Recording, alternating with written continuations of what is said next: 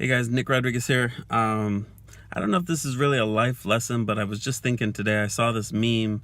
You guys have probably been seeing these memes where, the father is talking to the son about, or the son says something like, why is sister's name Rose?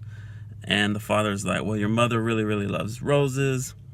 And then, and then anyways, the funny part is that the son's name is something that he likes, or like he calls him, son, legendary RPG, or Call of Duty, or pizza, whatever the joke is. That's the meme.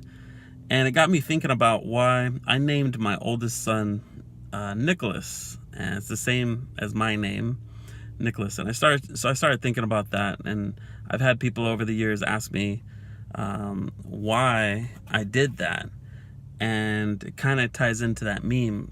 When I'm named after my father as well, and when I was a little kid, for whatever reason, and that's a whole nother video, I don't know if I would say that I hated my father, but I didn't like him that much, to the point of not wanting people to call me Nicholas. I did not want, or Nicky.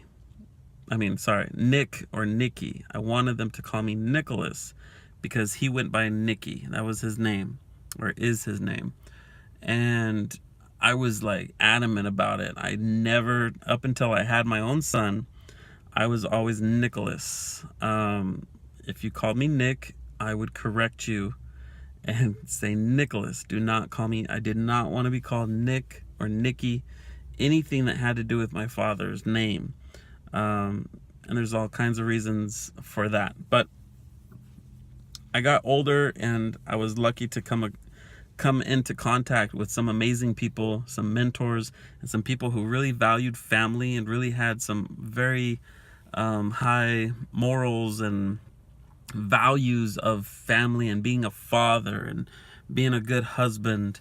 And so when I had a son, I knew I was going to have a son, and it was going to be a boy. I felt in my heart, I was like, I want to name, I know that he's going to want to have the name of his hero, kind of the opposite of my situation.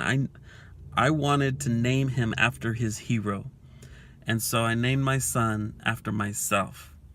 And that might sound kind of weird to put it that way, but it was basically a commitment to my son, my firstborn, and to all my children afterwards. I have 5 total. That I was going to be their hero. That I was going to be a father who was awesome. Not just okay, but awesome. Like the best father I could possibly be. And I'm going to start crying now because that's what I do.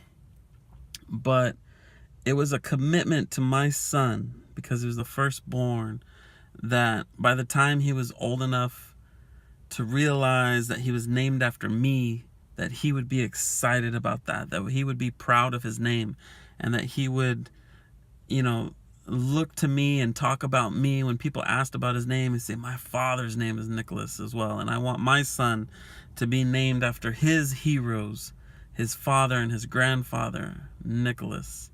And so that meme kind of just got to me, my heart. And I love my kids so much. My oldest, all my children. I encourage you guys, we talk about success in business, and if you have success in business but you lose your family, you lose your son's heart. My kids, my oldest is 15, and I still have the heart of my kids. I have 5 of them, and I work really hard, and my time is invested in them, and I love my kids like crazy.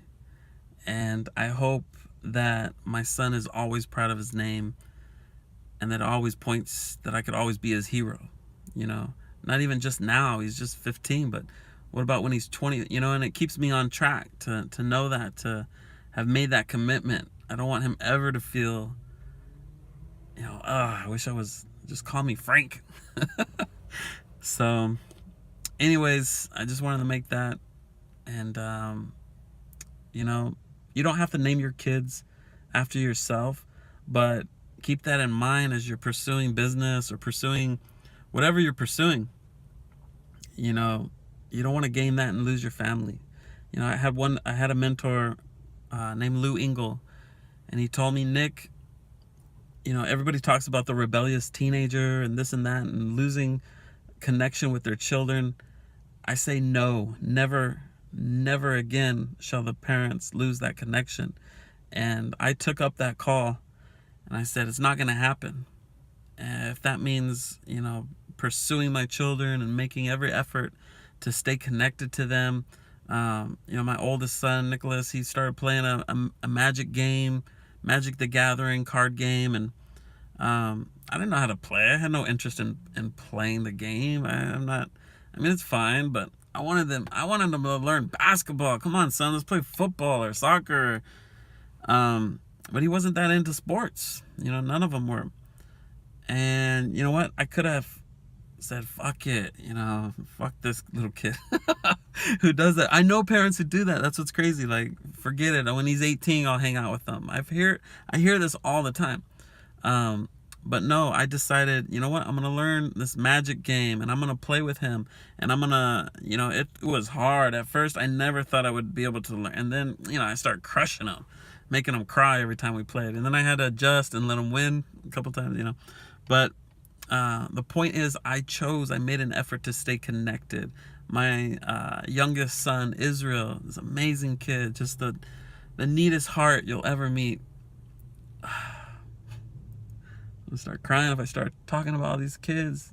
I love them so much. But my son, he's into video games, and I used to enjoy playing like Madden, football, and so I can't play. I try to play with him, and I'm no good. He kills me. He shoots me like 500 times in a row. But you know what? His love language is quality time. And so he wakes up at 6 o'clock in the morning to come out there when I'm sleeping on the couch, and he starts playing video games at 5 o'clock in the morning sometimes. And I'll just sit there and watch him play and sit next to him. And, you know, I want to be his hero. I want to be his hero. I want him to wish his name was Nicholas too. No. And you got my Ruth, my Esther, my Mary, and they're all different. They're all special. And, you know, guys, you know, I used to play Barbies with them. I don't like playing Barbies. I used to watch, you know, whatever it is, you know, going to shows, different theater shows with them, or sitting down and just letting them talk to you. Or my oldest is not very talkative, so we just sit there in silence and I'll rub her back or something because her love language is touch. And, you know, I hate rubbing people. My hands get tired, and you know what? I don't care. Like, I make sure she knows that I love her. And, you know, be the hero to your kids. That's the life lesson here. Be the hero that your kids are looking for. Your kids are searching for people to follow, to look up to believe in, to be loved by, to be inspired by. And so be that person and change. Let's start changing these families in America. Let's start having families who love each other and care about each other and have dinner with each other and stay connected, you know. And of course, money and time. You gotta have money, you gotta have time. Once they get older, they start moving away, you gotta make money to stay connected and stuff. But keep their hearts no matter what. And it starts as a little kid. So anyways, love you guys. Love your families. Love your kids today. Peace out.